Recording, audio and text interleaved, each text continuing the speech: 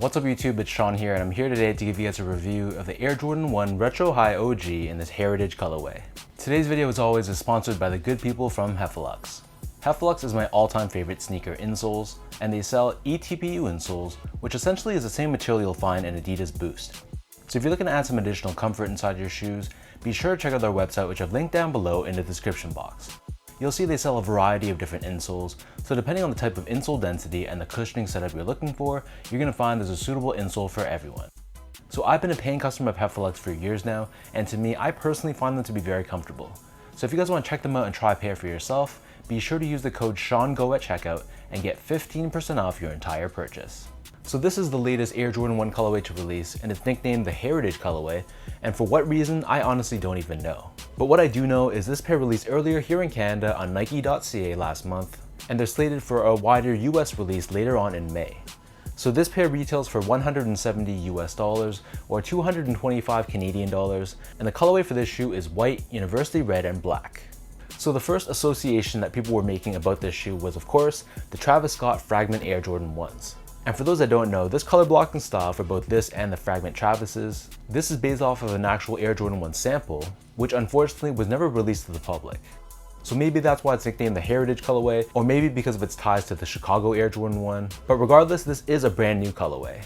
So first off, here's a quick look at the box, and unlike your normal black-based cardboard box, this pair in contrast comes in a white cardboard box, which is done in more of a matte finish. But we still have this typical red Nike branding all over the box itself.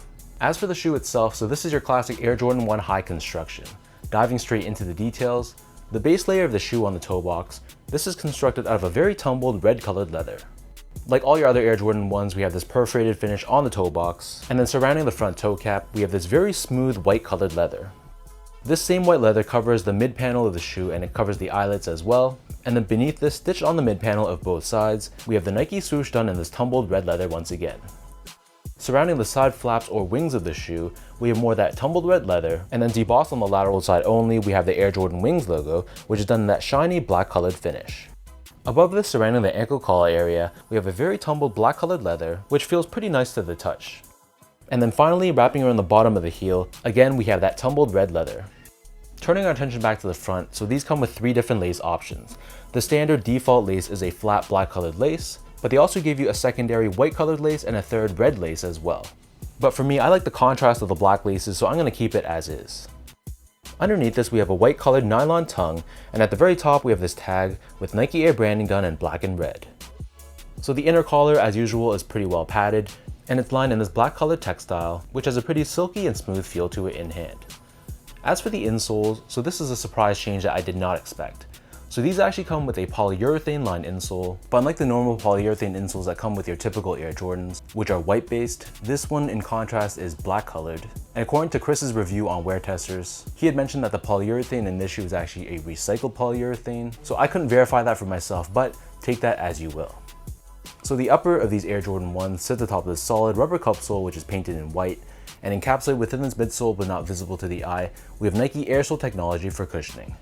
And then turning the shoe over to the bottom, here we have your standard Air Jordan 1 outsole.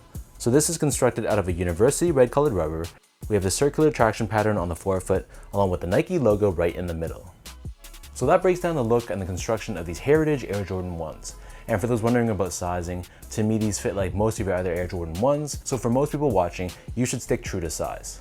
If you've worn Air Jordan 1s in the past, I'd just stick with your normal Air Jordan 1 size. But again, for most people, if you have narrow, normal, or slightly wide feet, true to size should be okay. But if you have really wide feet, you might want to consider going up a half size, because this area right here on the toe box, sometimes it can be a little bit snug for wide footers.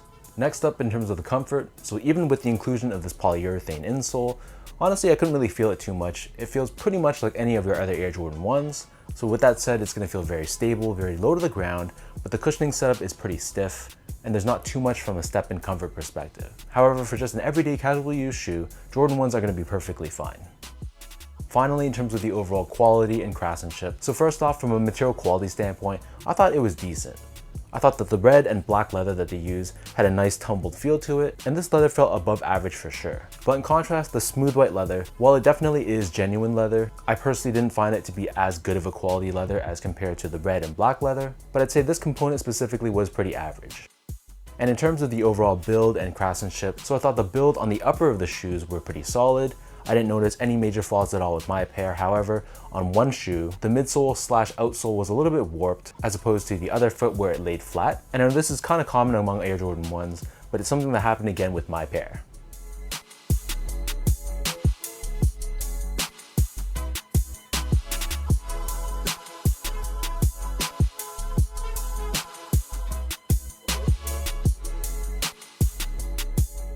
So with all that out of the way now, let's toss these on feet and I'll show you guys how these look.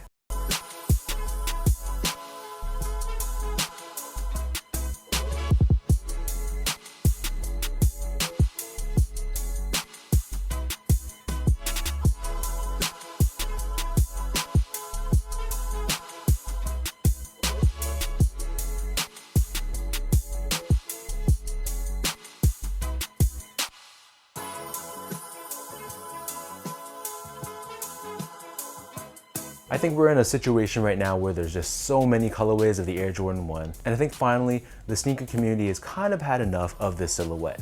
With that said, if you're a genuine true fan of the Jordan 1s, then right now must be a great time because for most people, obtaining the majority of the releases in the past year or so have been pretty doable, and even if you strike out, the prices on the secondary market are hovering around retail or slightly above. So for example, this didn't even release in the US yet, and I think right now the resale prices for the shoe are even below Canadian retail, which is absolutely crazy.